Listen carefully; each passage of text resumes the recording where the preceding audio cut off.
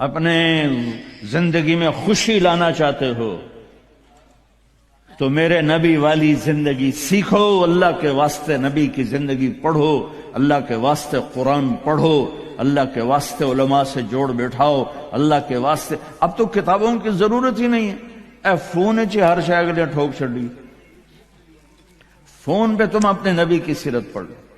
اپنے ایک بہت بڑا تاجر تھا وہاں ادھر پاکستان میں، تو ہم کھانے پہ کٹھے تھے تو اس کے فون کی گھنٹی بجی، اس نے یہاں فون لگایا اور ادھر کھانا شروع کیا، پورا آدھا گھنٹہ وہ لگا رہا، ایدے بھی وہ میں نے کہا تھوڑے نہ کاروبار کا کی فائدہ، تسی تو روٹی جوگے بھی نہیں رہ گئے۔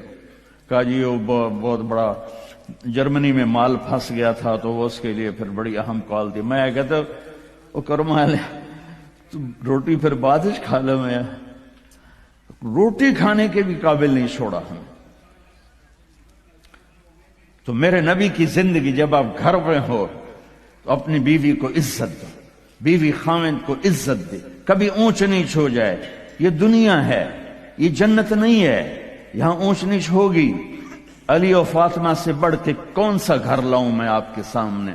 میرے نبی گھر میں داخل ہوئے بیٹی کے تو دیکھا آپ ذرا غمگین بیٹھی ہیں، تو آپ نے پوچھا بیٹی کیا ہوا؟ کہ جی میرا اور علی کا جھگڑا ہو گیا۔ تو آپ نے فرمایا علی کدھر ہے؟ کہا جی باہر نکل گئے۔ تو اب یہ نہیں آپ نے کہا کہ میں تو سسر ہوں، میں کیسے کہوں میں اپنے داماد کو ڈھونڈوں، آپ خود ڈھونڈنے نکلے، کسی سے نہیں کہا کہ جاؤ علی کو بلاؤ۔ جب گئے تو وہ مسجد میں لیٹے ہوئے تھے اور کمر پہ مٹی لگی تھی، تو آپ نے پیار سے کہا ابو تراب اٹھو۔ یہ ٹائٹل آپ کو ہمارے نبی نے دیا، ابو تراب اٹھو۔ ان کو اٹھایا، کچھ نہیں کہا، ساتھ لائے اور گھر میں آ گئے۔ کچھ نہیں پوچھا کیا جھگڑا تھا، کیا لڑائی تھی۔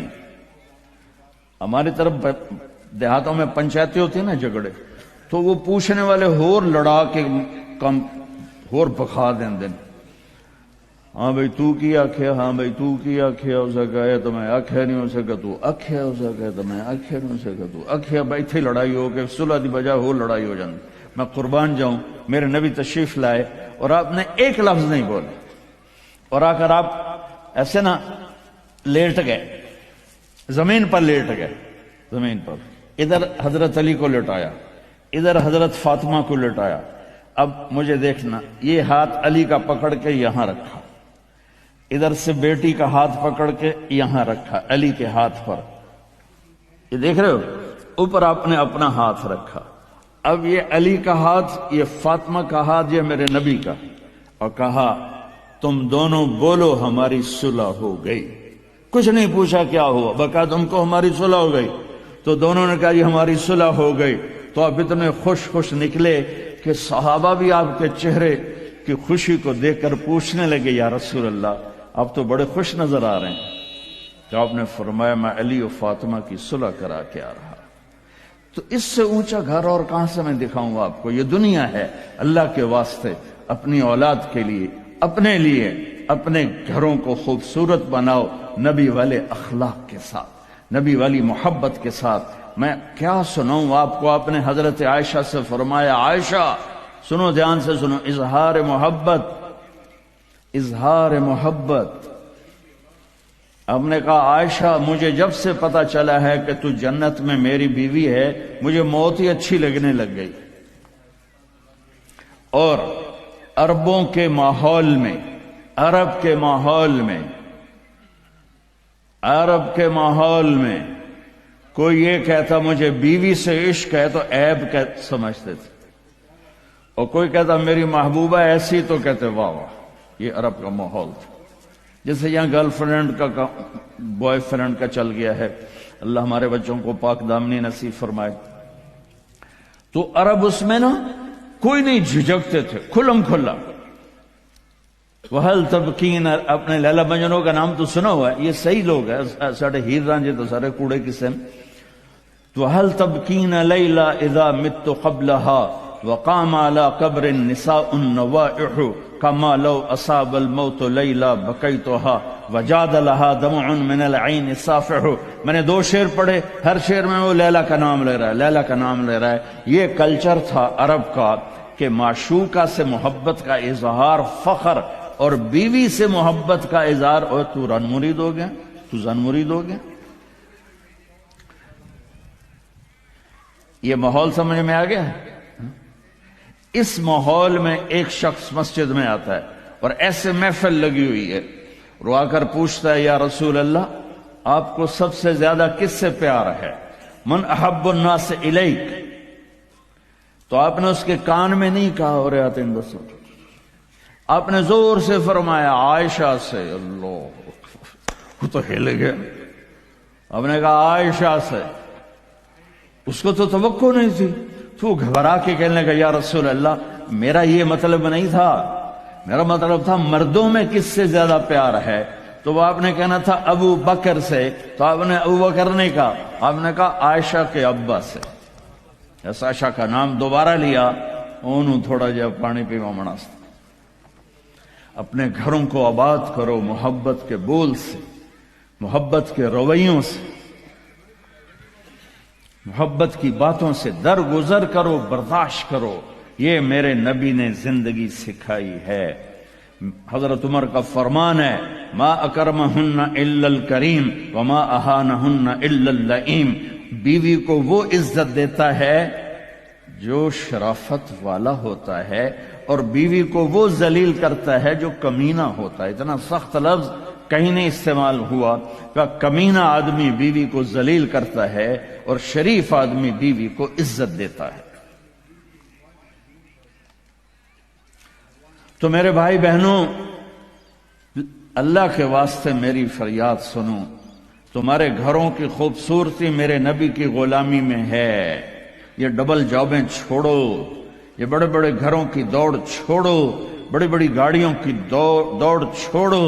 اپنے گھروں کو بچاؤ اللہ کے واسطے، چونکہ یہاں کی نسل خطرے میں ہے. پاکستان میں کوئی برے سے برا بچہ بھی ہوگا تو ایتھیسٹ نہیں بنے گا، اسلام نہیں چھوڑے گا. یہاں اسلام چھوڑ دیتے ہیں.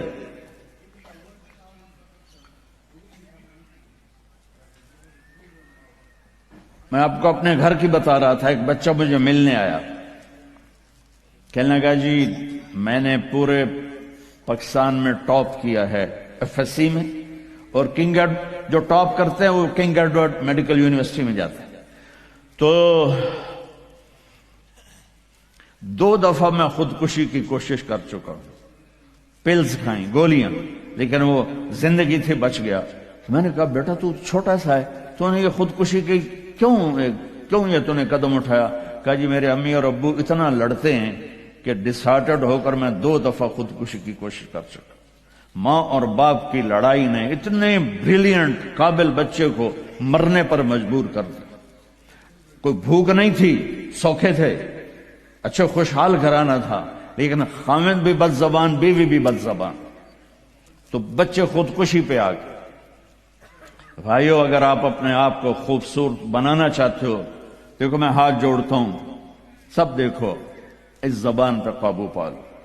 یہ زبان خوبصورت ہو گئی، دل جڑ جائیں. یہ چند روزہ زندگی ہے.